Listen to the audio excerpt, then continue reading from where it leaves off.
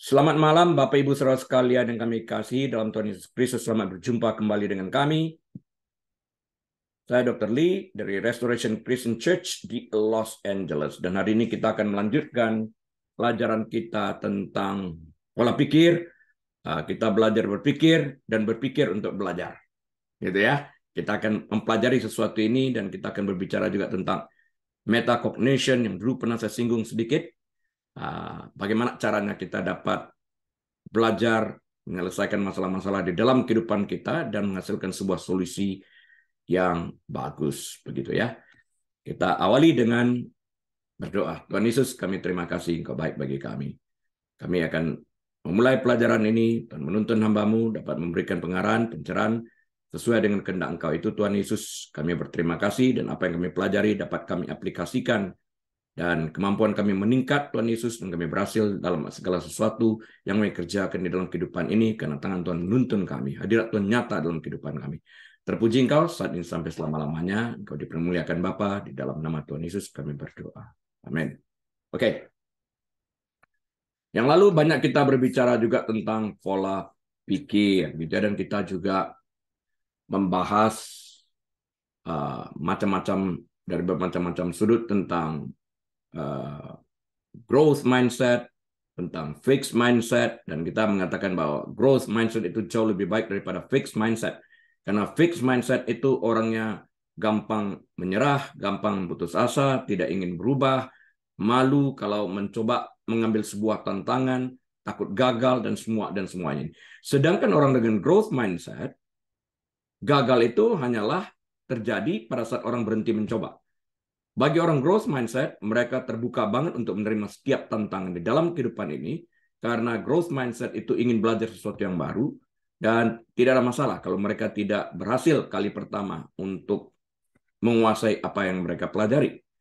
Dan ketidakberhasilan itu merupakan sebuah titik awal bagi mereka untuk tidak menyerah, tapi justru mempelajari lebih banyak, mencari informasi lebih banyak, input lebih banyak, dan mencoba mengaplikasikan segala input-input yang mereka dapat di masa lampau dan input-input baru yang mereka dapatkan, dan mereka mencoba merangkaikan dalam sebuah gambar yang lebih besar dan berhasil menyelesaikan puzzle yang ada itu sendiri. Nah, Bapak Ibu Saudara sekalian, kita learning to think and thinking to learn. Kita artinya di sini belajar berpikir dan kita berpikir untuk belajar. Sepanjang hari di dalam kehidupan kita ini, saat kita mulai bangun sampai kita tidur di malam hari, otak kita diperhadapkan dengan begitu banyak informasi.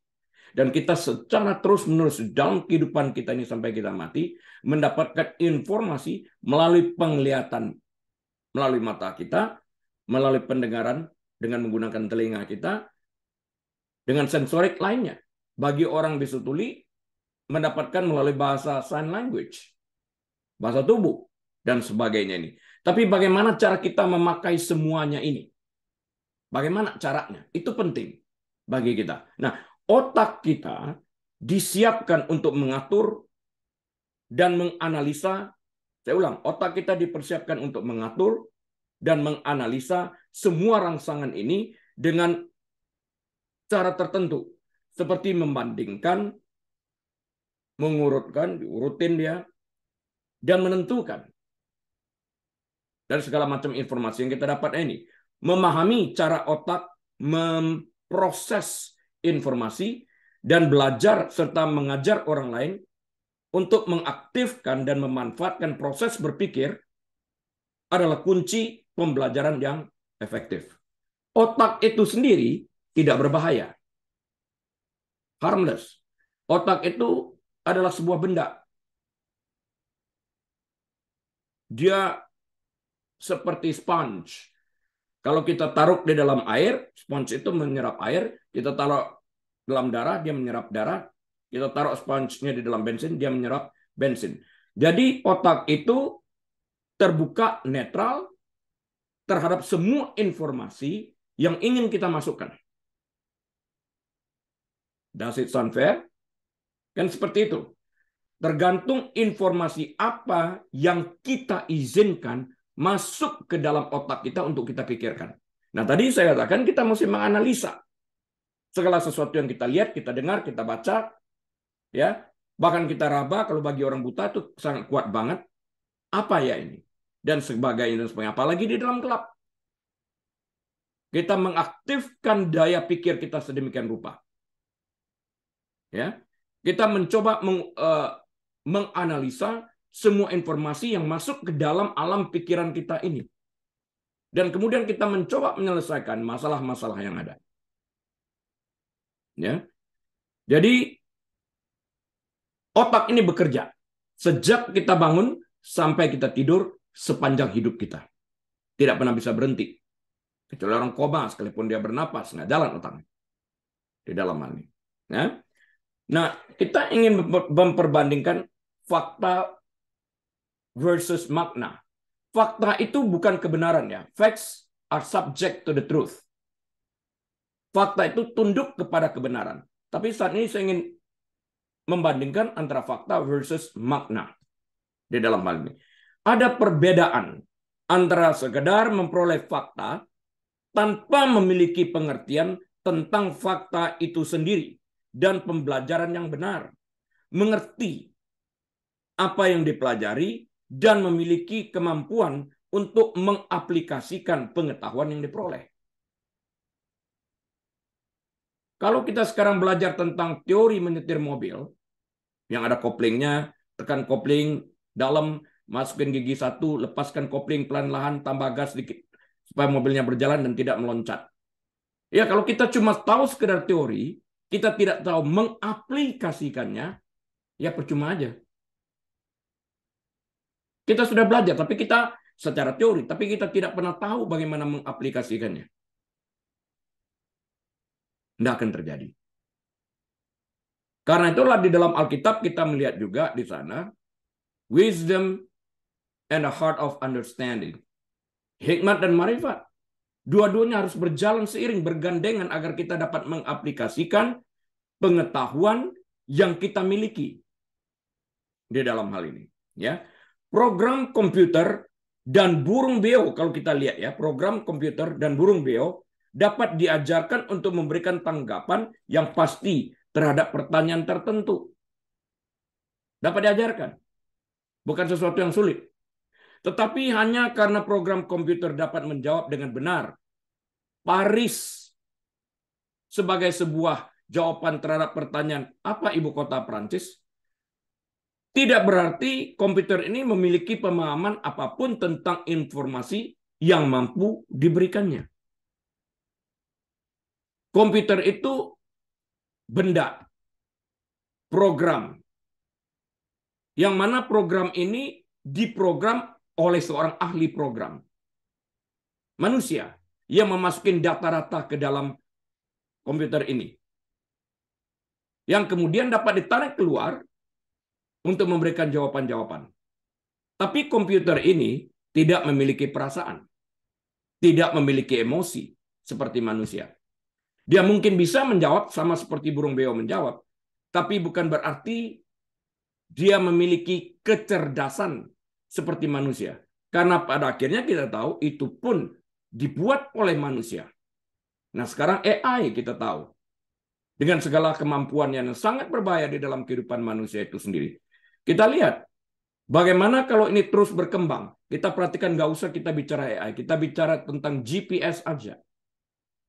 Begitu kita tergantung kepada GPS, otak kita tidak bekerja sama sekali untuk melihat jalanan. Kita hanya mendengarkan belok kiri, belok kanan, jalan terus, dan sebagainya. Sekalipun jalan ditutup, GPS akan mengarahkan kita ke tempat yang lain. Kita nggak mikir. Bayangin kalau kita hidup kita diatur oleh AI, Artificial Intelligence ini.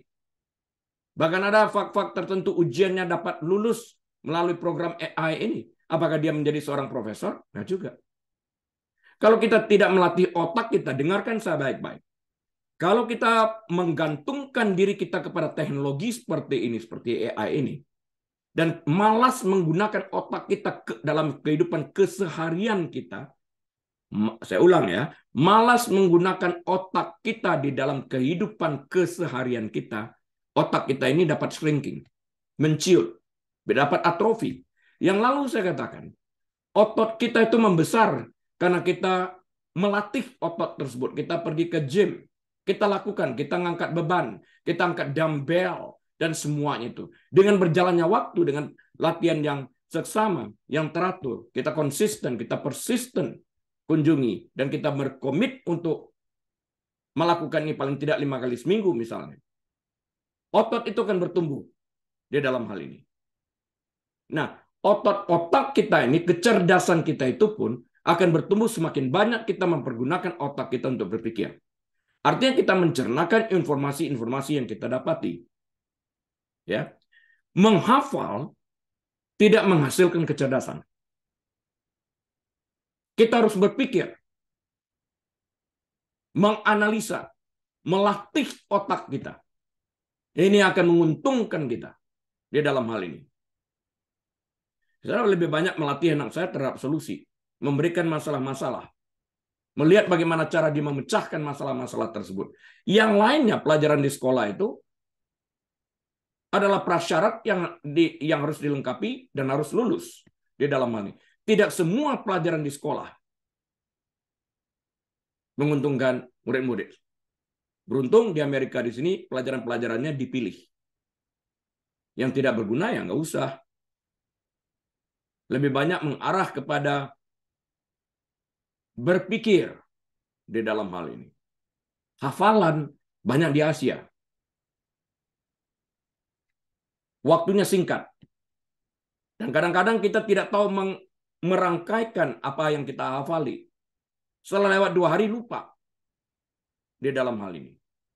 Bagaimana kalau kita belajar dengan pengertian? Itu kita bisa bertahan lama karena kita mengerti apa yang kita pelajari, kita dapat mencernakan informasi yang kita peroleh dan ke depannya akan berguna karena kita bukan hanya sekedar tahu, tapi kita dapat memahami prinsip-prinsip dari pelajaran dalam bentuk informasi-informasi yang kita masukkan ke dalam alam pikiran kita ini. Ini analisa. Ya. Sejak awal saya mengajak kita sekalian dalam 3C itu berpikir kritis, menganalisa segala sesuatu yang kita pikirkan, yang kita dengar, yang kita baca dan semuanya. Itu kan berpikir secara kritis banget, menggunakan kemampuan kita di dalam hal ini untuk mengolah setiap informasi yang kita lihat oleh mata, yang kita dengar melalui telinga kita, ya, atau yang kita lihat melalui mata kita tadi, atau kita baca. Kita olah, kita cernakan, kita hasilkan sesuatu dalam keadaan kesadaran penuh. Nah, yang berbahaya itu adalah kalau kita sekedar membaca, begitu habis satu halaman, apa yang dibaca nggak tahu. Karena Anda nggak mindful di dalam membaca. Cobalah duduk dengan tenang, aku mau membaca. Masukkan itu dulu ke dalam alam pikiran, seperti sejak awal saya katakan. Saya membaca Alkitab pun, saya katakan, saya mau membaca Alkitab. Yang mana? Saya arahkan pikiran saya ke sana, saya persiapkan hati saya untuk membaca, dan saya mengajukan pertanyaan-pertanyaan saat saya membaca. Waktu saya berpikir pun saya hening, saya pun mengajukan pertanyaan-pertanyaan yang relevan sudah barang tentu, supaya kita dapat menghasilkan sebuah jawaban di dalam hal ini. Kalau kita melihat perjanjian lama, kita bandingkan dengan perjanjian baru misalnya, ini sebuah contoh yang baik. Perjanjian lama itu adalah bayang-bayangan akan apa yang akan terjadi di dalam perjanjian baru. Nah, untuk itu kita harus banyak sekali bertanya pada saat kita membaca perjanjian lama, karena benang merahnya harus kita temukan bagaimana itu berhubungan satu dengan yang lainnya. Kemarin waktu mengajar saya katakan juga di sana. Kenapa Musa itu mati di sana? Benang merahnya di sana. Kenapa justru Joshua di sana? Apa kata perjanjian baru tentang hal ini? Bagaimana cara kita menghubungkan benang merah ini sehingga kita dapat melihat secara jelas pergantian atau transisi ini. Bayangin Tuhan katakan, Musa kamu nggak dapat masuk ke dalam tanah perjanjian karena kamu memukul batu karang kedua kali, padahal aku katakan berbicara. Tapi engkau dapat melihat tanah perjanjian dari Gunung Nebo dan kemudian mati. Bayangin, jadi dia tahu dia akan mati. Stresnya kayak apa di dalam ini? Cuma bisa lihat, tapi tidak bisa masuk ke sana untuk menikmati hidup di sana. Ibarat orang lihat rendang, ya cuma boleh cium doang, tapi nggak bisa makan. Nah, kemudian dia mati digantikan oleh Joshua, kita lihat. Yang melambangkan Yesus Kristus itu. Jadi Musa yang melambangkan di dalam perjanjian lama itu dilambangkan sebagai merepresentasikan hukum kalau kita melihatnya. Hukum itu mati digantikan oleh kasih karunia diwakili oleh Yesus Kristus di dalam hal ini dalam bentuk perkataan Joshua ini tadi. Pemimpin yang dapat membawa orang-orang Israel keluar dari perbudakan diawali oleh Musa yang melambangkan hukum, diakhiri oleh Joshua. Kasih karunia ini tadi, grace, Yesus Kristus masuk ke tanah perjanjian. Benang merahnya kita lihat di sana. Tapi kalau kita tidak mengajukan pertanyaan-pertanyaan, kita sekedar membaca, dan kita terhilang di dalam hal ini untuk dapat mengerti konsep daripada Alkitab itu sendiri. Ya. Banyak pelajar yang mampu memberikan fakta dalam sebuah ujian atau kuis tanpa menunjukkan pemahaman yang benar tentang materi tersebut. Menghafal mati. Dia hafal mati. Dia bisa memberikan kembali informasi itu persis, titik komanya dia tahu dari buku. Tapi kalau dia hanya menghafal mati tanpa mengerti konsep-konsep yang ada, ini sulit untuk maju ke depannya. Ya. Pembelajaran hafalan seperti ini cenderung bersifat sementara dan hanya dalam waktu yang singkat saya sampaikan tadi. Jika fakta yang ada, saya ulang ya, jika fakta yang ada tidak dihubungkan ke dalam kerangka atau skema yang lebih besar, akan lebih sulit bagi otak untuk mengingatnya. Saya biasa mempunyai ungkapan-ungkapan tersendiri bagaimana saya mengingat sesuatu. Kalau sekarang misalnya dikatakan obat pengencer darah heparin misalnya, otomatis begitu dibilang heparin saya tahu ada 4 side effect di sana, otomatis. Mau berapa puluh tahun sudah dipelajari nggak akan hilang. Karena saya punya kerangka sendiri bagaimana menghubungkan itu. Ini penting. Di dalam ini orang Jerman mengatakan Eselsbrücke, jembatan keledai. Apa yang bisa mengantarkan kita untuk mengingat sesuatu berdasarkan sesuatu yang kita lihat atau kita ingat, kita pikirkan. Nah, di dalam kasus heparin tadi bagaimana saya mengingatnya? Saya ingat perahu, boat, B-O-A-T, B-O-A-T. B, merepresentasikan bleeding, perdarahan. O, osteoporosis. E, alergi. T, trombositopenia. Turunnya harga platelet, keping darah, trombosit. Tidak bakal lupa. Itu sudah di dalam ini semuanya. Jadi apa yang caranya kita melihat sesuatu yang bisa kita rekam dengan cara kita sendiri di dalam ini waktu kita menganalisakan itu. Itu kan nempel dalam pikiran kita. Jangan hanya sekedar menghafal mati. Akan lupa. Tapi kalau kita bisa mengkaitkan itu dalam satu kerangka, dan kita mengerti efek daripada obat, cara kerja obat, kapan diberikan obat, tertentu dosis berapa, hal-hal tertentu kita hafalkan. Misalnya dosisnya. Tapi bagaimana mekanisme kerjanya, kita tidak hanya dapat menghafal membabi buta, kan lupa. Kita harus mengerti mekanisme di dalam hal ini. Jadi adalah salah kalau dikatakan sekolah kedokteran itu harus ngapal melulu. Enggak juga. Bagaimana operasi mesti diapalin kalau seorang ahli bedah tidak mengerti di mana bagaimana teknik membedah. Ya, nggak bakal mungkin. Ya dalam hal ini. Jika fakta yang ada tidak dihubungkan ke dalam kerangka, saya katakan tadi, atau skema yang lebih besar, akan lebih sulit bagi otak untuk mengingatnya. Lebih daripada itu, pelajar tidak akan dapat menggunakan informasi untuk membangun pemahaman yang lebih kompleks dan akurat tentang segala sesuatu yang dilihatnya dalam dunia atau menerapkannya dalam konteks yang baru. Dia nggak tahu kalau dia nggak bisa memasukkan itu ke dalam kerangka-kerangka itu. Apa informasi apa yang telah ada sebelumnya, sebelum kita menerima informasi yang baru? Bagaimana cara kita menghubungkan informasi yang baru dengan informasi yang lama? Kalau kita mulai dengan suatu, wah ini sulit nih, otomatis pikiran kita tertutup. Kita nggak mau berusaha sulit. Dalam pikiran itu berdengung sulit. Nggak bakal bisa. Sudah saya baca 10 kali, tetap aja nggak. Ya, karena sulit dalam pikirannya.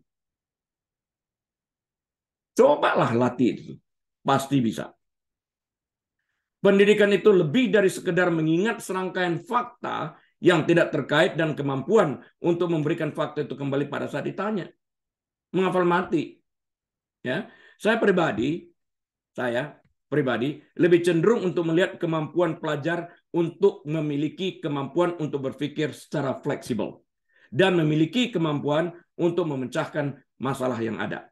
Ketika pelajar benar-benar memahami materi yang dipelajarinya, maka mereka akan mampu. Karena itu saya nggak begitu suka sistem menghafal, saya nggak begitu suka sistem multiple choice.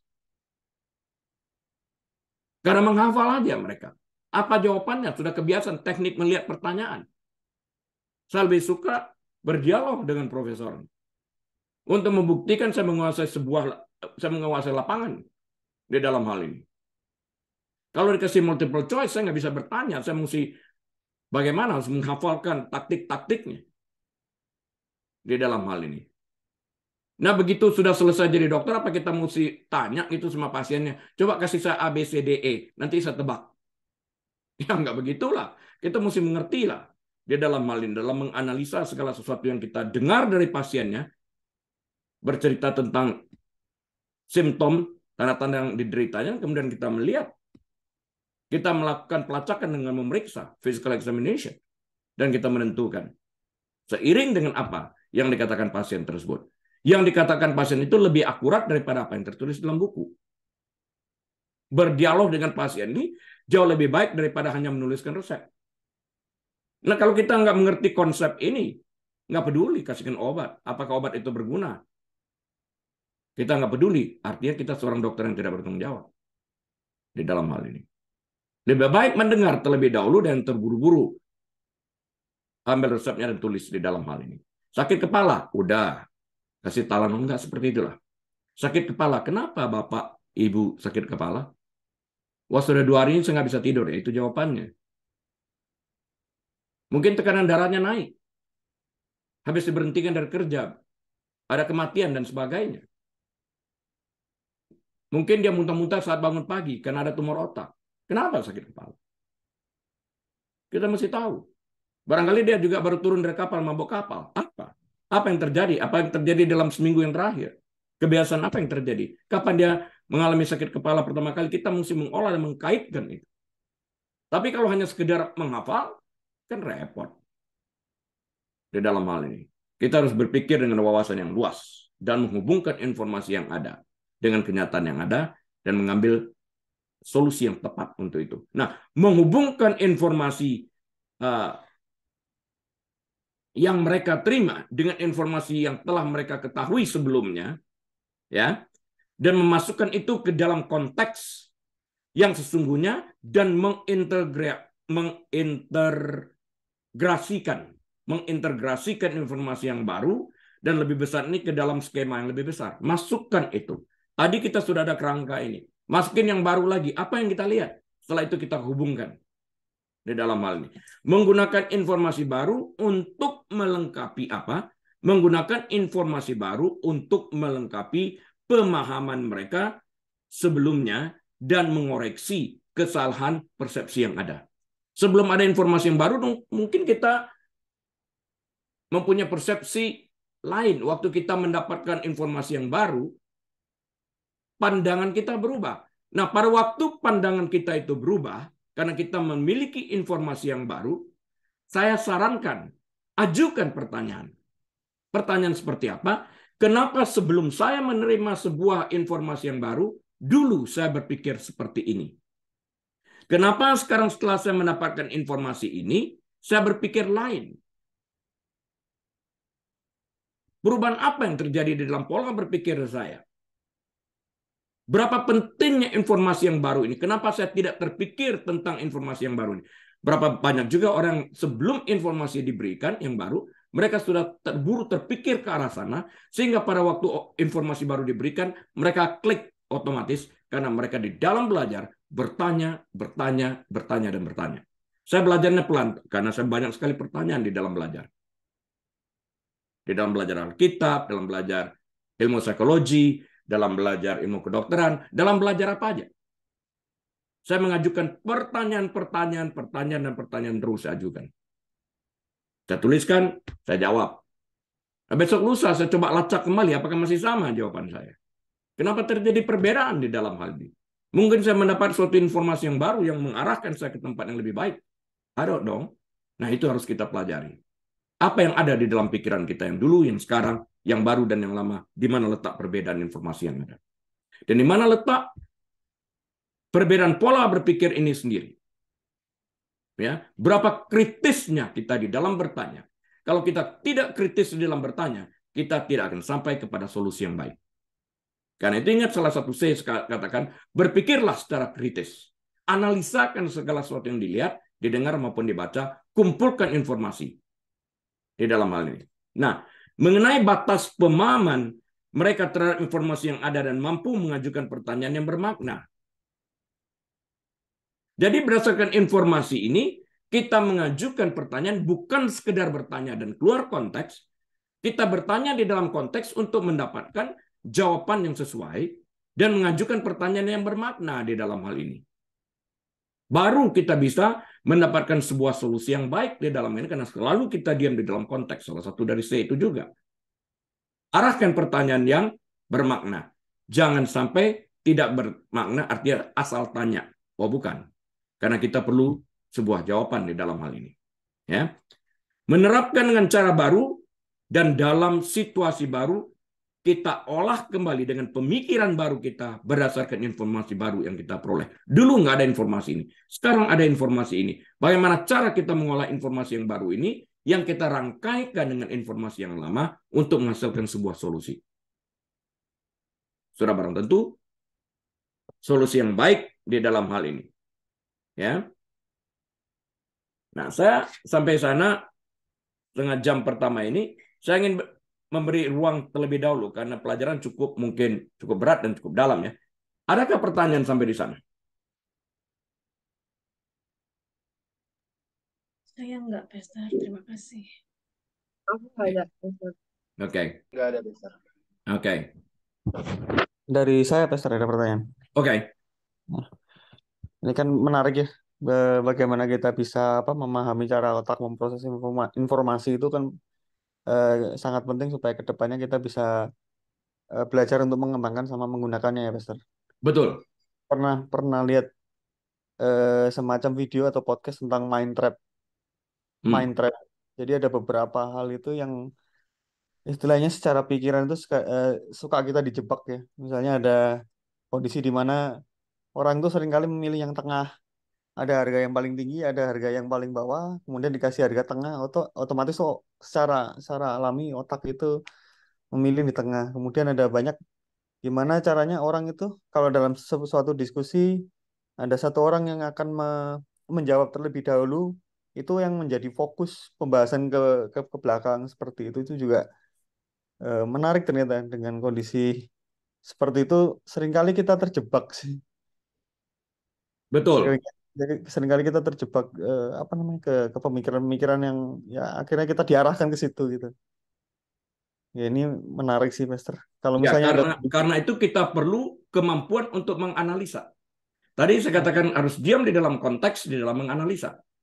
Kalau pertanyaan yang diajukan, dijawab oleh yang pertama, melenceng atau sedikit melenceng, tidak seluruhnya melenceng, dari pertanyaan, artinya dia menjawab tidak seluruhnya di dalam konteks, ya. Kita tidak perlu menarik sebuah kesimpulan terlebih dahulu. Kita menerima itu sebagai sebagian daripada kebenaran. Dan kita tahu, sebagian dari kebenaran bukanlah kebenaran. Dan ini adalah distraction bagi kita. Karena sebagian dari kebenaran bukanlah kebenaran. Di dalam hal ini. Ya, kita harus tahu itu apa. Nah, lihat waktu Pontius Pilatus mengatakan, what is truth? Padahal Yesus mengatakan, I am the way, the truth, and the life. Di dalam hal ini. Merupakan satu paket. Dia menceritakan banyak sekali tentang truth itu. And yet people do not grab it. Karena mereka dipengaruhi oleh sistem filosofi. Mereka dipengaruhi oleh pemikiran mereka sendiri di dalam hal ini. Padahal yang benar itu sedang hadir dalam mereka. Yang saya khawatirkan itu adalah pada waktu solusi ada di depan mata kita, itu terlewat. Karena kita nggak sempat berpikir. Nah, kita menganggap sesuatu yang simple itu tidak mungkin dapat menjadi sebuah jawaban. Sehingga kita lebih cenderung otak ini berpikir kepada sesuatu yang complicated. Pernah ngalami? Pernah, Mister. Ya, karena otak kita didesain sedemikian rupa kan, masa mungkin kita sudah curiga dulu, was-was dulu. Padahal bisa jadi aja jawabannya sangat simpel banget dan ada di depan mata kita. Di dalam hal ini. Karena itu saya katakan analisa, kita kumpulkan semua informasi yang ada. Informasi itu kita harus tahu bahwa itu adalah akurat. Dari sumber yang terpercaya. Buku misalnya. Research center misalnya. Bukan hanya sekedar kata orang. Kalau sekedar kata orang tiap hari banyak kita dengar. Mabuk dengarnya. Coba aja buka WhatsApp setiap hari itu. Wah, itu sampah semua isinya tuh hoax. Di dalam. Banyak clickbait ya.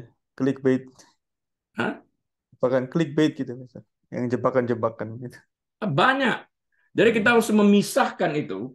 Kita kalau sampai sama sekali buta, tidak memiliki informasi apapun, cari sumbernya. Cari sumbernya. Ya. Itu yang paling penting. Sumber itu adalah sumber terpercaya. Nah, untuk ini karena kita sampai kepada pembahasan di sini, saya ingin menyinggung sedikit tentang placebo effect. Oke. Kita semua tahu tentang placebo effect ya. Tahu ya? Tahu. Ya, Tahu. tahu. Nah, yang ingin saya katakan di sini bukan tentang placebo effect-nya itu. Yang ingin saya sampaikan di sini adalah ekspektasi. Itu kita masukkan ke dalam pikiran orang itu agar orang itu mempercayai informasi yang kita berikan sesuai dengan desired result yang ingin kita lihat. Yang lalu saya katakan saya mencoba memberikan obat placebo kepada seorang pasien di Jerman. Saya masih mahasiswa kedokteran waktu itu. Dia menderita suka rasa sakit. Kecurigaan bahwa itu adalah psikosomatik keras. Jadi bagaimana caranya? Saya memasukkan efek supaya dia percaya terlebih dahulu. Bahwa dia menginginkan kesembuhan, hilang dari rasa sakit. Jadi yang diinginkannya itu adalah tidak merasakan sakit. Nah, saya cuma perlu setuju dengan dia perlu setuju dengan saya, dan saya harus memasukkan ide ini ke dalam pikirannya. Oh, saya ada obatnya. Obatnya keras. Kalau obat keras itu ada side effect-nya, kamu bisa mual, bisa muntah, rasanya pahit. Ini diulang berkali-kali. Karena waktu kita ulang, kita tekankan berkali-kali, informasi dianggap diterimanya sebagai kebenaran yang sesuai dengan ekspektasinya dia. Obat keras ya pasti pahit lah. Obat keras pasti bisa gini lah, pasti bisa gitulah. Nah, begitu setiap kali mau minum ya saya katakan, ingat ya, ini pahit, kamu bisa muntah. Mau diminum, ingat ya, ini pahit. Padahal itu air saya campur sama tepung, nggak lebih daripada itu. Supaya kelihatannya butong. Dia uek-uekan, mual. Nggak sampai muntah kan, dia takut muntah, obatnya keluar. Dalam 5 menit, semuanya oke, obatnya top chair, obatnya yang top chair di sana, atau ide yang saya masukkan ke dalam pikirannya yang dia terima sebagai kebenaran. Ekspektasinya saya penuhi. Kan itu. Nah, kita di dalam belajar menganalisa, kita pun harus berhati-hati di sini. Jangan sampai terjadi bias dalam pikiran kita.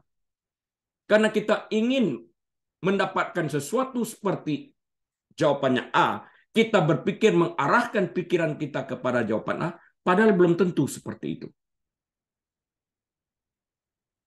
Karena itu kita perlu dengan jeli menganalisa segala sesuatu yang kita dengar. Berapa sering, kalau saya di dalam ilmu konseling itu juga diarahkan sama pasiennya. Kadang-kadang saya bermain untuk mengetahui orang itu terlebih dahulu. Saya izinkan dia percaya bahwa dia bisa mempengaruhi saya. Nggak apa-apa. Selama saya tahu di mana batas-batasannya. Saya mencatat dan saya memberikan tanda-tanda tertentu di dalam catatan saya. Ini tanggal segini saya izinkan dia berbicara bidang ini. Mengizinkan dia percaya bahwa dia dapat mempengaruhi saya. Itu saya biarkan beberapa kali. Sampai dia yakin dia bisa makan saya. Nah, saya mengerti pola berpikir dia paling tidak pada waktu itu kan. Yang dapat saya koreksi pada nantinya. akan menguntungkan di dalam hal ini. Sehingga segala sesuatu yang dikerjakan itu kita analisa dengan baik, kita akan memperoleh sebuah hasil yang baik. Janganlah kita datang dengan sebuah pemikiran apapun yang dia katakan, aku tidak akan terima. Ya, bagaimana kita belajar? Kita harus datang dengan hati yang terbuka, fair untuk menerima informasi yang kemudian kita selidiki. Di dalam hal ini berdasarkan sumber yang benar. Ya. Nah, kita akan mendapatkan jawaban yang baik di dalam hal ini. Nggak bisa dihafal mati di dalam hal ini. Jadi kita mesti lihat faktanya seperti apa. Apakah ada backup daripada fakta-fakta tersebut? Memberi makna nggak di dalam hal ini? Pertanyaan apa yang dapat kita ajukan untuk dapat menganalisakan sebuah problem yang sedang kita lihat di dalam hal ini, sehingga memberikan makna secara keseluruhan dari masalah yang ada ini. Sehingga kita dapat memperoleh jawabannya secara pasti di dalam hal ini. Sampai sana oke? Dapat dimengerti? Oke, Master. Ya, karena deception yang diberikan itu tuh memang ada di sana dan setiap hari di dalam kehidupan kita. Di dalam pertanyaan pun, di dalam ujian banyak sekali deception-nya. Pertanyaan-pertanyaan panjang begituan, kalau di dalam multiple choice seringkali banyak deception-nya awal-awalnya. Seringkali yang terselip itu di tengah-tengah cerita pendek aja, kita mesti tangkap kata-katanya. Di dalam hal ini. Apalagi ujian kedokteran dulu cuma 47 second, 45 second, 47 second, lupa. Kemudian naik menjadi 50-an second berapa gitu per pertanyaan. Ya, cepat sekali, kita nggak sempat pikir. Di dalam ilmu mesti melatih sedemikian rupa. Saya kurang suka yang seperti demikian. Saya lebih suka berdialog. Karena kita dapat menyampaikan isi hati kita, pikiran kita, pemahaman kita tentang apa yang kita pelajari di dalam hal ini. Ya. Nah, bagaimana cara ya sebelum saya bicara itu mungkin sesuatu yang lain. Baik, mungkin. Oke. Ini ya. Saya tadi saya singgung lebih dulu metakognisi ini lah, metacognition. Saya sudah mulai mengatakan waktu yang lalu saya singgung sedikit. Berpikir tentang berpikir. Artinya kita membawa ke alam sadar banget ini. Full awareness di dalam ini. Jadi proses berpikir ini tertanam. Jadi, aduh ini mata. Jadi proses berpikir ini tertanam dalam otak kita. Ya. Kita menggunakannya sepanjang waktu sejak dari bangun. Secara otomatis. Ya. Tetapi kita tidak selalu menggunakan proses berpikir kita ini secara efisien. Kita terjebak dalam pemikiran-pemikiran tertentu, mungkin bias karena kita ingin memperoleh jawaban seperti yang kita inginkan. Padahal belum tentu seperti itu. Karena ini kita mesti singkirkan dulu, karena itu kita harus datang dengan open-minded, pikiran terbuka. Pembelajar yang efisien tahu bagaimana mengakses pola berpikir yang berbeda ini dengan kesadaran penuh dan menerapkannya pada jenis tugas yang berbeda. Dipisah-pisahkan di dalam hal ini. Sehingga kita dapat melihat rintangan-rintangan yang ada dan tetap kita berpikir dalam konteks yang ada. Kita nggak boleh keluar dari sana. Kalian sudah beberapa saat bersama saya nih, 5 bulan barangkali. Setiap kali kalau keluar konteks saya akan tahu. Coba kembali lagi. Itu nggak bisa diperoleh dalam 1-2 hari. Memakan waktu yang lama sampai kita terbiasa karena kita harus mencapai kebiasaan. Menciptakan sebuah kebiasaan baru agar neuron-neuron ini, neuroplasticity ini terbentuk.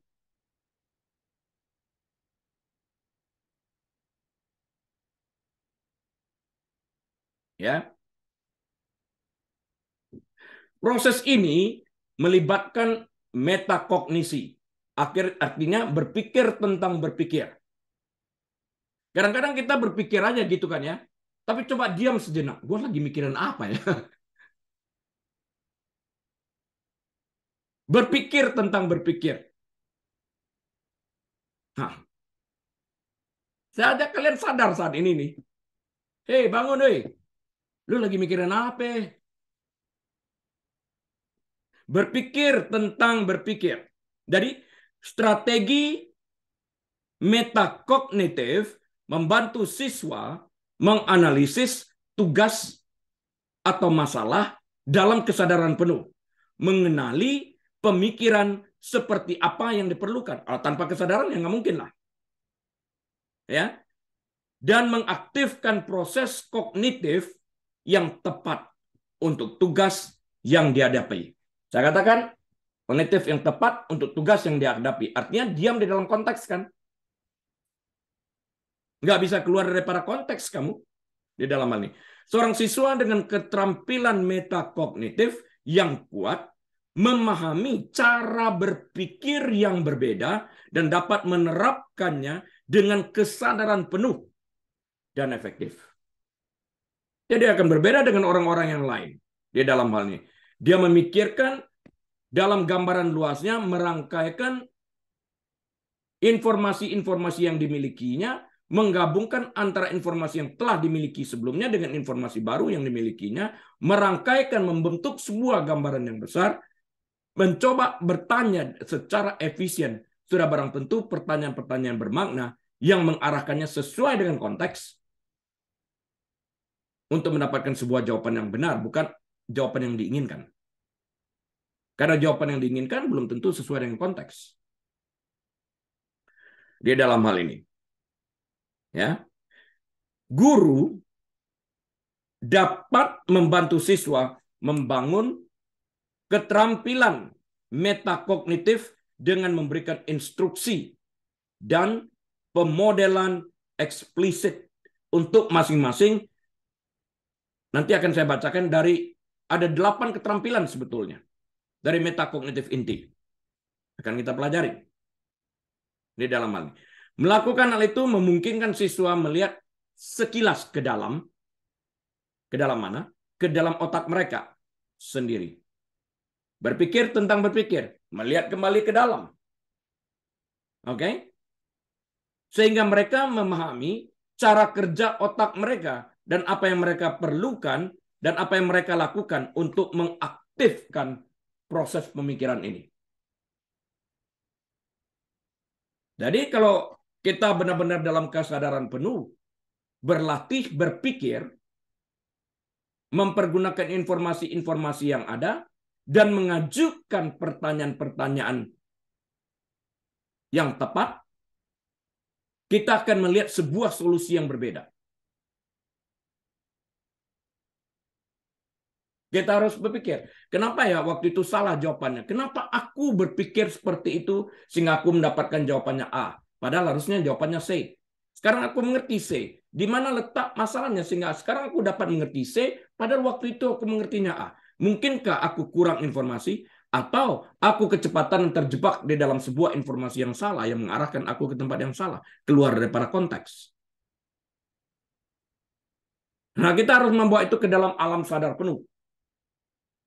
Itu meletihkan, tapi kalau kita terus-menerus berlatih seperti itu, kita akan terampil. Cepat banget dalam menyelesaikan. Cepat banget dalam melihat masalah dan menghasilkan solusi, karena otak kita terlatih untuk memiliki proses, menjalankan proses di dalam otak itu, membayangkan itu, dan kemudian kita selesaikan. Ya. Nah, saya ada gambaran di sini ya. Proses yang terdapat dalam otak, nanti saya mau kasih tahu apa aja yang ada di dalam otak itu ya, bagaimana cara otak itu berpikir, berproses itu seperti apa. Oke, fasten your seatbelt. Dengarkan baik-baik. Proses yang terdapat dalam otak.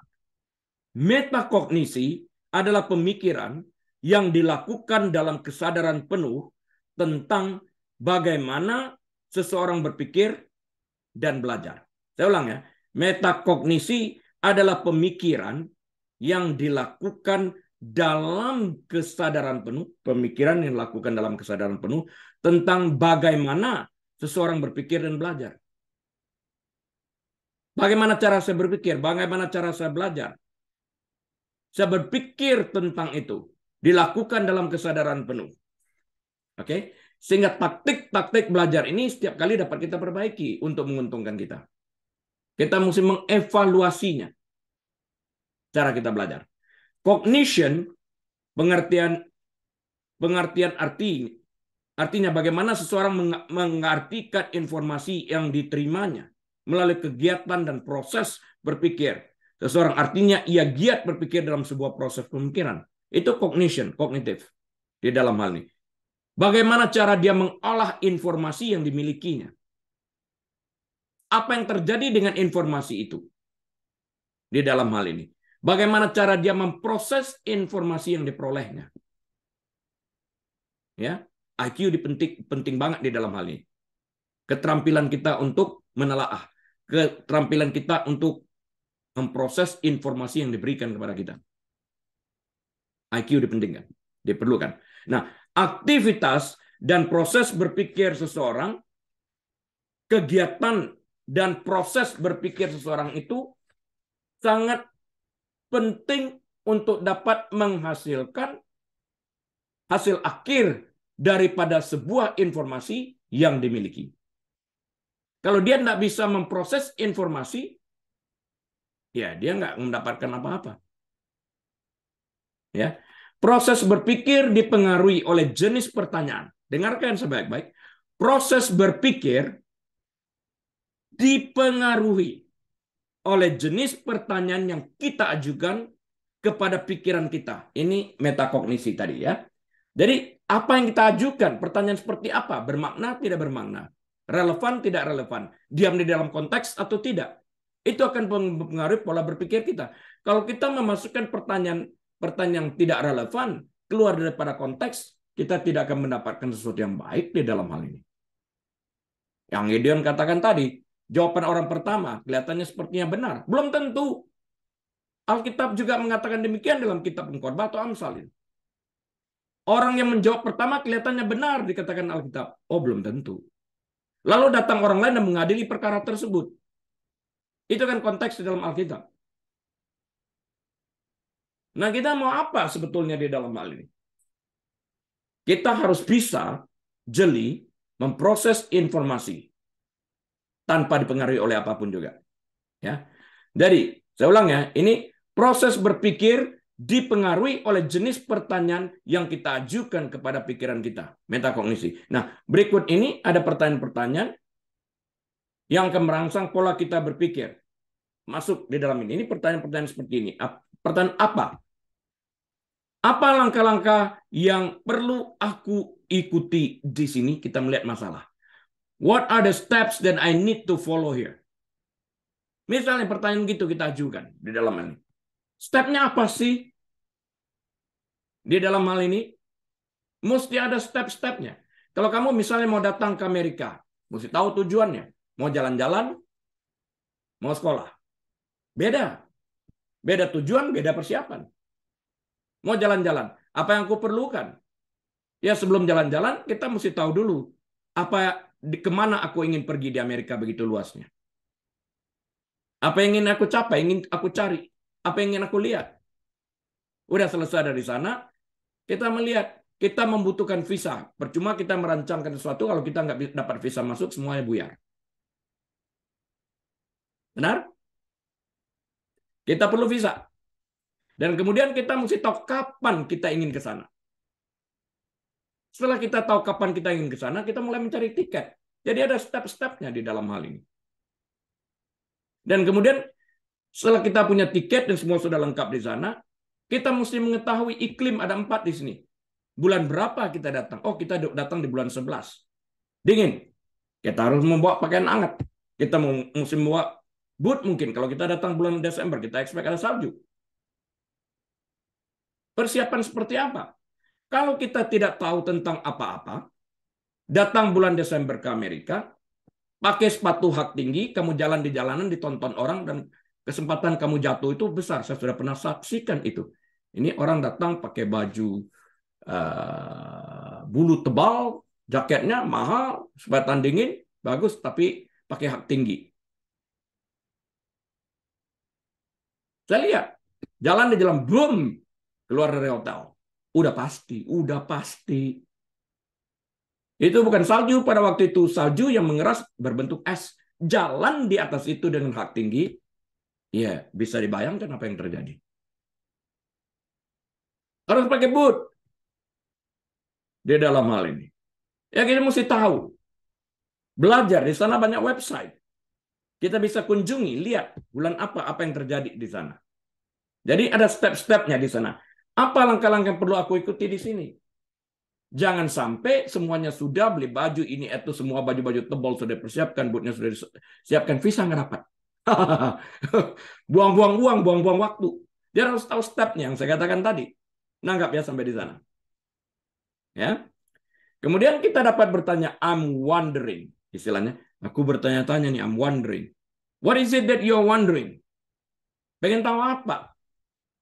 Apa yang ingin kau ketahui di dalam hal ini? Cuacanya seperti apa ya? Aku belum pernah datang ke sana bulan Desember.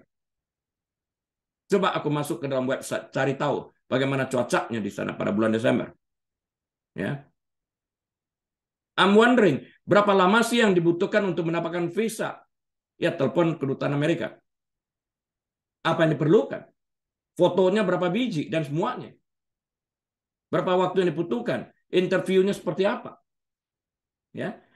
Apa yang sudah aku ketahui tentang topik berangkat ke Amerika ini? Dan apalagi yang belum aku ketahui? Kita gabungkan di dalam hal ini. Di mana aku terjebaknya? Saya menjawab pertanyaan si Gideon tadi yang mengatakan pada saya tentang terjebak. Di mana aku terjebak dalam hal berpikir ketika mencoba menyelesaikan masalah ini? Where did I get stuck when trying to solve this problem? Aku terjebaknya di mana sehingga aku tidak dapat menyelesaikan? So I cannot solve the problem. Where did I get stuck? Di mana aku mandek? Di mana aku terjebak? Nggak bisa berpikir lebih lanjut lagi. Ya. Kalau kita melihat sebuah masalah tersebut, berpikir tentang sebuah masalah, ini mengingatkan aku pada apa di masa lampau? It reminds me of what? Ya, artinya pada saat engkau melihat sebuah masalah dan ingin menyelesaikan masalah tersebut, masalah yang ada tersebut mengingatkan engkau pada apa yang mungkin mirip-mirip yang pernah engkau baca, engkau pernah ketahui atau terjadi di masa yang lampau. Mungkin belajar dari Alkitab di dalam hal ini. Ya, dalam menyelesaikan masalah yang ada, apa yang diminta oleh masalah yang ada untuk aku lakukan. Jadi masalah ini menawarkan apa kepadaku? Konteks masalah ini apa? Dan masalah ini menuntut aku melakukan apa untuk dapat menyelesaikan masalah itu. Pertanyaan-pertanyaan harus diajukan.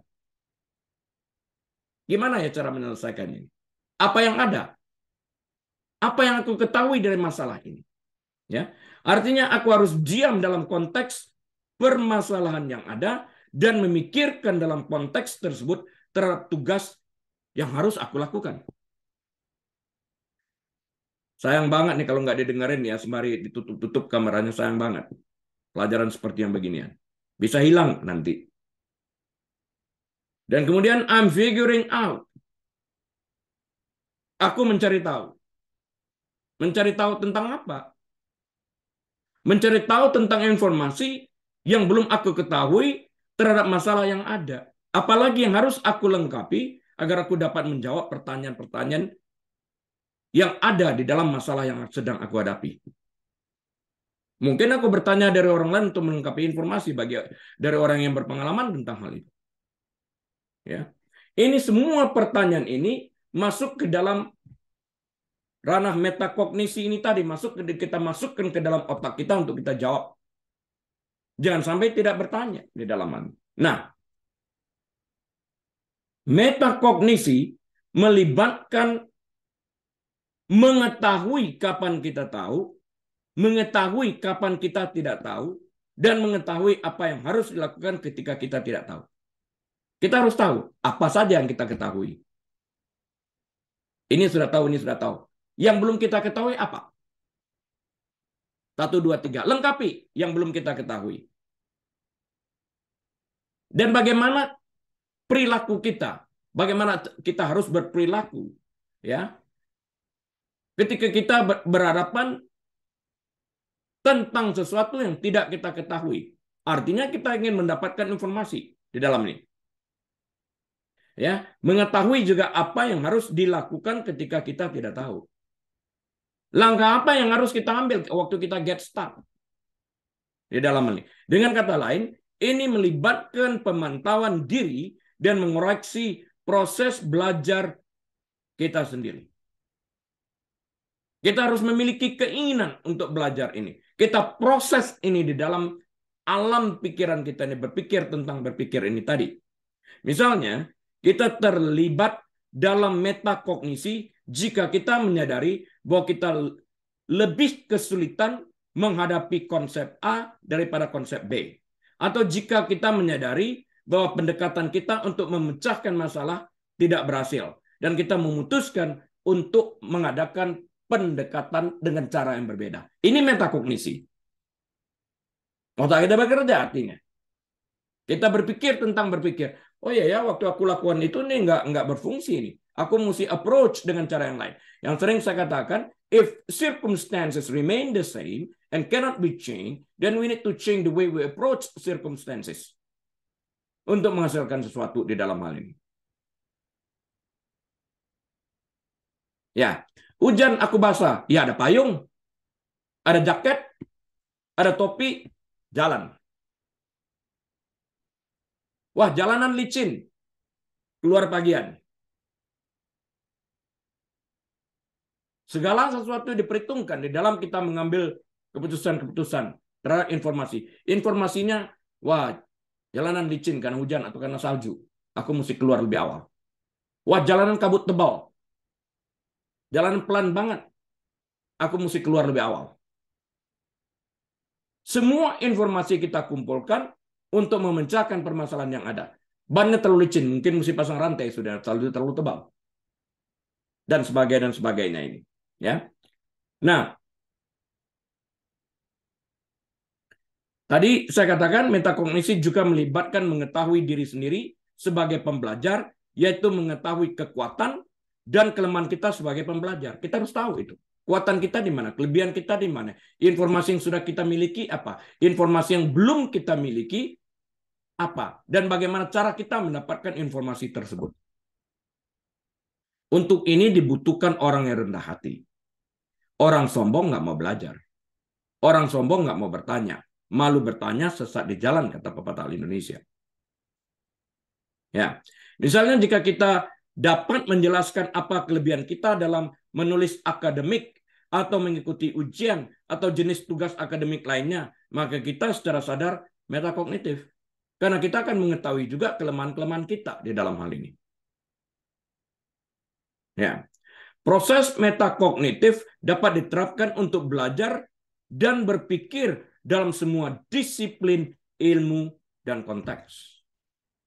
Ini adalah keterampilan penting untuk pembelajaran seumur hidup. Dan oleh karena itu, keterampilan metakognitif perlu diajarkan dan didiskusikan dengan para siswa. Sebelum saya datang, karena saya sudah lama tinggal di Jerman, waktu saya datang ke Amerika, persiapan saya berbeda daripada pertama kali saya datang di Jerman dan tinggal di Jerman. Sudah mengerti lebih banyak kehidupan di luar negeri. Apa yang saya perlukan datang di sini? Bagaimana cara saya survive? Bagaimana dengan bahasa? Bagaimana dengan kebudayaan? Dan sebagainya itu. Informasi lain apa yang saya butuhkan? Bagaimana tentang kedokteran di sini dan sebagainya. Persiapan itu harus matang di dalam hal ini dengan pertanyaan yang benar yang kita dapatkan dari jalur yang benar. Jangan menerima informasi dari jalur yang tidak benar, kata si Anu. Itu kalau sudah berapa kali lewat, kata si Anu itu sudah berubah tuh. Yang jawaban yang benarnya tadi sudah menceng jauh. Dapatkanlah persen daripada informasi yang benar. Sebelum datang sini ya saya cari tahu dari konsulat, dari kedutaan besar Amerika. Mereka mengarahkan saya kepada jalur yang benar. Bagaimana dapat informasi untuk dapat bekerja sebagai seorang dokter itu. Jalurnya seperti apa? Pendaftarannya seperti apa? Ujiannya berapa lama? Tergantung kita menguasai bahasa Inggris atau tidak. Bagaimana bisa ujian membaca kalau tidak mengerti bahasa Inggris? Terminologinya. Dan sebagainya. Dan sebelum lulus itu kerjaan apa yang bisa kita kerjakan harus dipersiapkan sebelum datang. Ada pekerjaan penting menghasilkan uang terlebih dahulu. Itu di dalam hal ini. Jadi kita tahu langkah-langkah yang akan kita ambil itu yang bermanfaat bagi kita. Nah, tanpa kita berpikir tentang berpikir ini, kita nggak akan sampai kepada tujuan kita. Kita nggak bisa, orang malas ngomong seperti ini, ya gimana nanti lah. Nanti aja gampang. Terjebak kalian. Terlambat kalian. Pada waktu kesempatan datang, baru mau mulai berpikir, kalian tertinggal. Tertinggal jauh. Kita harus siap dalam segala keadaan di dalam hal ini. Ya, ingat, yang lalu saya katakan yang berbicara saya satu, yang dengar banyak, termasuk yang dengar melalui YouTube. Tapi penerimaan setiap orang berbeda-beda, dan kapasitas orang untuk membuat perubahan di dalam kehidupan mereka juga berbeda-beda. Ada yang ingin banget, ada yang sebodo amat. Gue sudah puas pada zona nyaman kok. Ini fixed mindset. Bagaimana cara kita memproses informasi yang saya berikan pada hari ini? Kalau itu sesuatu yang berguna dan kita ingin naik ke level yang lebih atas, kita akan mempergunakan informasi-informasi ini untuk memperbaiki cara kita berpikir. Ini terlihat daripada pattern-nya kita, pola pikirnya kita. Kalau pola pikir kita tetap sama, perubahan belum terjadi.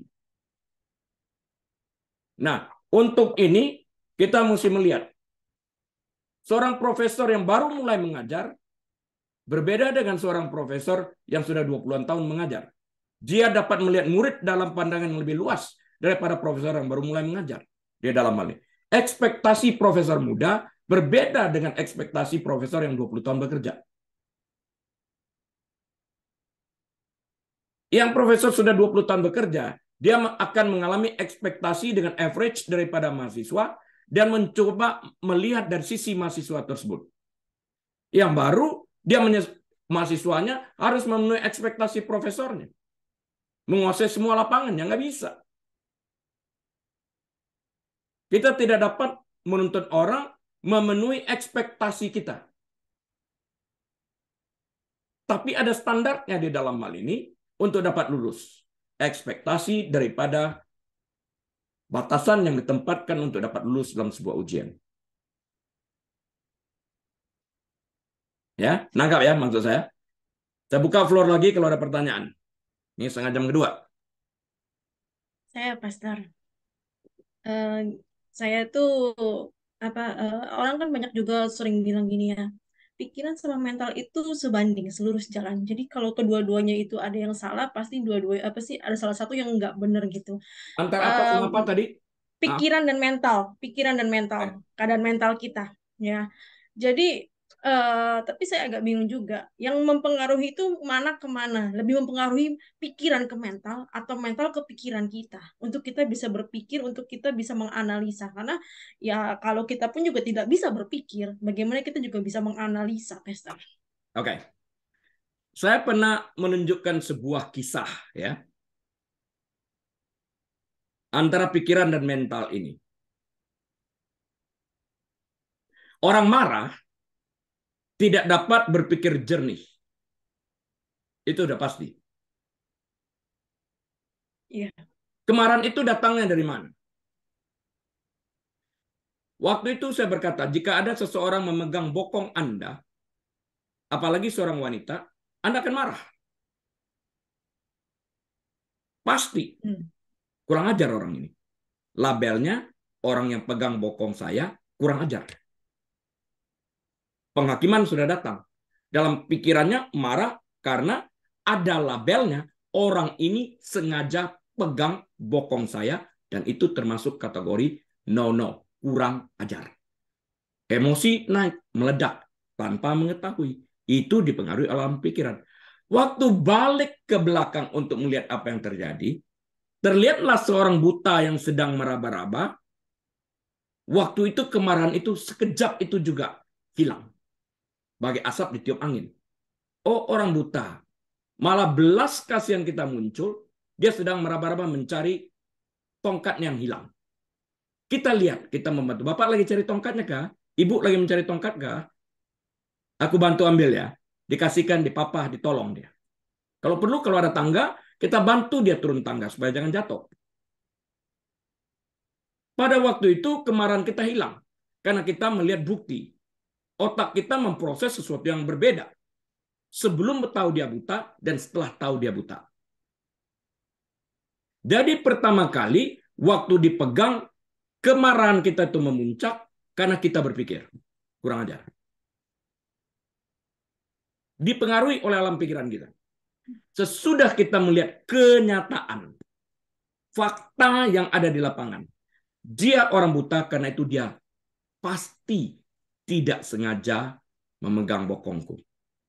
Karena sedang mencari tongkat yang hilang. Kita melihat, kita menganalisa, kita tahu. Kemarahan itu hilang. Di dalam hal ini. Emosi manusia dengan demikian ditentukan oleh pola berpikirnya. Bayangin, kalau manusia itu mengisi pikirannya dengan kecurigaan-kecurigaan sepanjang hari. Kecurigaan melulu dimasukkan ke dalam pikirannya. Kecurigaan lagi dimasukin. Habis kecurigaan satu, kecurigaan lain, kecurigaan yang lain. Moodnya nggak stabil orang ini. Waktu pikirannya sedang dipenuhi dengan pikiran-pikiran mencurigakan ini, moodnya itu labil. Emosinya labil. Gampang marah, gampang tersinggung sesuai dengan apa yang dimasukkan ke dalam alam pikirannya itu sendiri. Dia dalam hal ini. Orang dengan growth mindset nggak punya waktu untuk hal yang demikian. Karena pikirannya terhenti di sana. Memikirkan yang demikian. Dia akan bergerak keluar daripada hal-hal yang tidak berguna ini. Yang lalu kita berbicara tentang pikiran lalat dan pikiran lebah. Pikiran lalat, ada bunga seindah apapun, dia akan cari sampah. Sedangkan lebah, di tengah-tengah yang bau, dia berusaha keluar dari sana, cari bunga. Hasilkan sesuatu yang baik bagi komunitas, bagi orang. Madu, sehat. Lebah, hasilkan sesuatu juga, tapi yang negatif, penyakit. Lalat, maaf. Lalat, hasilkan sesuatu juga, tapi negatif, penyakit bagi manusia. Lebah menghasilkan madu, menguntungkan. Lalat menghasilkan penyakit. Jadi kemana arah pikiran kita ini? Berpikir seperti lalatkah kita? Mencari sesuatu yang jelek, mencari suatu sampah, memikirkan tentang sampah itu, atau kita memikirkan sesuatu yang memberikan faedah di dalam kehidupan kita ini, dan emosi kita akan bekerja seiring dengan pola kita berpikir ini. Jadi, pola berpikir yang sehat akan membangun emosi yang sehat. Pola berpikir negatif akan menghasilkan emosi yang negatif. Tekanan darah kita juga akan berbeda pada waktu kita berpikir negatif. Kegembiraan kita itu menyehatkan tulang kita. Tekanan darah pun jauh lebih oke di dalam hal ini. Kegembiraan ini akan banyak memberikan prestasi-prestasi. Dan secara mendadak kita mendapatkan ilham-ilham di dalam hal ini. Orang yang pikirannya penuh dengan negatif, bagaimana dapat menghasilkan sesuatu prestasi yang baik untuk menyelesaikan sebuah masalah yang ada di depan. Sangat sulit. Terjawab? Terjawab, Pak Ustaz. Terima Oke. kasih. Pertanyaan lain?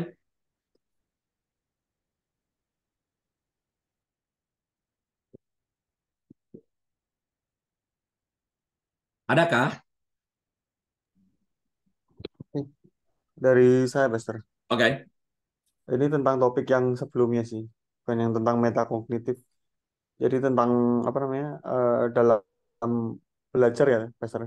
Kalau di Indonesia kan seringkali memang diarahkan ke arah menghafal ya. Dari saya juga dulu memang metodenya seringkali menghafal apa yang ada di buku, ya udah dipelajari, dihafalin, ya kemudian jawabannya tinggal dipilih gitu kan sesuai dengan yang dihafalkan gitu kan ya. Ternyata semakin kesini semakin belajar tentang metode belajar lagi ya. Ada banyak hal yang kita bisa, dan memang metode belajar kan banyak dalam kita memahami dalam banyak. Ada yang saya dengar ada yang orang itu kalau metode belajarnya suka sambil dengerin musik, ada yang sambil lihat video, ada yang audible, ada yang apa cuman mendengarkan sesuatu dan lain sebagainya. Untuk hal gitu metode-metode gitu apakah eh, apa namanya itu memang valid tergantung tiap-tiap orang atau seperti apa atau dalam hal cara mereka mudah dalam melakukan pelajaran sih. Itu yang saya mau tanyakan. Sekarang yang perlu kita jawab sesuai dengan konteks pertanyaan kamu ini adalah, apakah seseorang yang sedang belajar misalnya tema kedokteran, saya seorang dokter atau seorang psikolog, Ya, lantas dia menonton film tentang horor, ini enggak pecah nggak pikirannya? pasti akan pecah. Ya. Bagaimana cara dia mengolah informasi Hmm. di dalam hal ini? Hmm. Tapi ada orang yang tidak tahan di dalam berkonsentrasi, misalnya pada orang ADHD, Hmm. mungkin 20 menit, 30 menit, dia akan beristirahat. Itu karena keadaan dia, otak dia seperti itu. Ya. Saya waktu ngambil persiapan ujian kedokteran di sini di Amerika, ikut kelasnya 6 minggu atau 7 minggu. Setiap hari 8 jam setengah jam istirahat. Itu ruangan dikasih sedingin-dinginnya temperaturnya. Supaya orang tetap segar. Panas orang kantuk. Hmm. Bayangin tuh, 8 jam pelajaran itu dimasukin ke otak kamu. Dikasih temperatur sedingin-dinginnya, bawa jaket yang tebal. Kita mesti mendengarkan secara penuh perhatian. Karena dia bisa mendadak bertanya. Dan memang dari waktu ke waktu diselang-seling dengan joke, begitu ya. Profesornya dengan kita joke, begitu. Ada aja yang diceritakan yang aneh-aneh yang bikin orang ketawa, gitu. Di dalam hal ini. Ya kita bisa konsentrasikan pikiran kita ke sana dengan melihat hal penting sehubungan dengan apa yang diajarkan itu. Ini kalau menghadapi pasien begini yang harus kita perhatikan. Begitu dia katakan, ini harus kita perhatikan. Itu nggak luput dari pendengaran saya, itu cepat banget. Catat saya. Jadi apa yang penting di sana? Bukan hanya penting untuk bisa lulus dalam ujian, tapi penting bagaimana cara saya menghadapi pasien itu ke depan, yang menguntungkan pasien. Jadi tujuan saya adalah tujuan ganda. Ya, harus lulus ujian, karena tanpa lulus ujian nggak bisa praktek. Tapi pada saat yang sama bagaimana mendatangkan faedah bagi pasien ini. Karena saya menimba pengalaman orang ini. Pengalaman profesor sekian puluh tahun sudah bekerja. Yang belum tentu ada dalam buku apa yang diceritakan dari pengalaman pribadi ini. Ini saya tangkap, ini saya tulis. Ini pengalaman dia, baik buruknya. Dia misalnya terjebak di dalam apa dalam berpikir. Saya menulis, profesor ini terjebak dalam berpikir gini. Nanti saya coba olah dalam keadaan tenang. Ya, ada orang-orang seperti itu. Tapi kalau kita katakan sekarang, dia sembari nonton video, lantas belajar, sungguhkah dia mendapatkan informasi yang benar? Itu yang perlu kita selidiki. Dari teman-teman saya yang mempersiapkan ujian kedokteran, tidak ada yang seperti itu. Not even a single one. Nonton ya nonton, belajar ya belajar. Apakah itu cuma berlaku di dunia kedokteran? Saya tidak tahu. Di dalam hal ini. Ya, tapi yang saya tahu, sepengertiannya saya, menilai hal-hal yang seperti demikian adalah, apakah otak kita mampu diam di dalam konteks waktu kita belajar ilmu kedokteran, dan kita nonton movie, sementara kita kepengen tahu, interest kita, nanti sesudah ini detektifnya ngapain ya? Dia ngapain ya? Itu dalam pikiran. Kemudian kita baca lagi nih buku nih.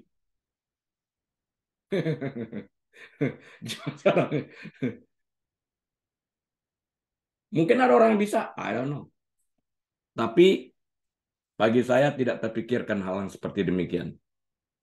Mungkin saya seperti itu, saya nggak tahu juga jawabannya, Gideon. I'm sorry. Ya.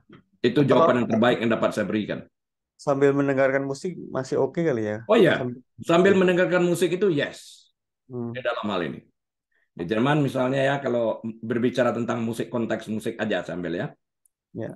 Begitu bayi lahir, itu diputarkan lagu klasik. Supaya pendengaran pertama tentang musik yang membawa damai. Musik yang lembut, yang membawakan sukacita, sejahtera. Lagu klasik, lagu piano dimainkan. Jadi begitu lahir, itu yang didengar. Ya. Belajar dengan musik. Kalau saya konseling yang sering saya pakai lagu-lagu worship, piano, gitar, atau suara ombak. Suara gemuruh ada orang, tapi saya nggak suka, bisa kesal saya kalau dengar suara angin ribut. Tiap orang beda-beda. Kalau saya dengar itu bisa naik pitam. Ya. Saya dengar ombak, banyak informasi yang bisa masuk ke dalam pikiran saya. Apalagi matahari terbenam. Kalau saya lagi di Hawaii duduk diam menjelang matahari terbenam, banyak creative thoughts yang masuk dalam pikiran saya. Saya nggak mau diganggu jam segitu. Saya sembari lihat matahari terbenam. Dengarkan suara deburan ombak. Apalagi kalau masalah itu belum terpecahkan, biasa saya akan dapat. Nah, itu saya. Atau dengarkan musik-musik yang lembut. Ya. Seperti itu untuk menyejukkan, menyegarkan. Ya, karena itu tidak membutuhkan pemikiran. Ya. Mental kita yang ditenangkan. Mental. Ya. Oke. Oke. Ya. Anyone else? Nggak ada, Pastor. Nggak. Nggak ada, Pastor. Nggak ada. Oke. Ini kita tinggal setengah jam di sini. Saya akan tutup di sini. Kemudian kita ada diskusi bebas seperti itu ya. Cukup segitu pelajarannya dulu. Tuhan Yesus, kami terima kasih. Engkau baik bagi kami. Biarlah apa yang telah kami pelajari ini, Tuhan, dapat kami pakai, kami aplikasikan di dalam kehidupan kami. Kami tahu Engkau baik, selalu baik, dan senantiasa baik bagi kami. Kami butuh tuntunan-Mu, Tuhan, sehingga kami dapat berada di tempat di mana Engkau inginkan kami berada. Bagimu segala kemuliaan saat ini sampai selama-lamanya, bersyukur di dalam nama Tuhan Yesus. Haleluya. Amin. Baik, Bapak Ibu Saudara sekalian, sampai jumpa pada kesempatan yang lain atas seizin Tuhan. Saya mohon diri, Tuhan Yesus memberkati.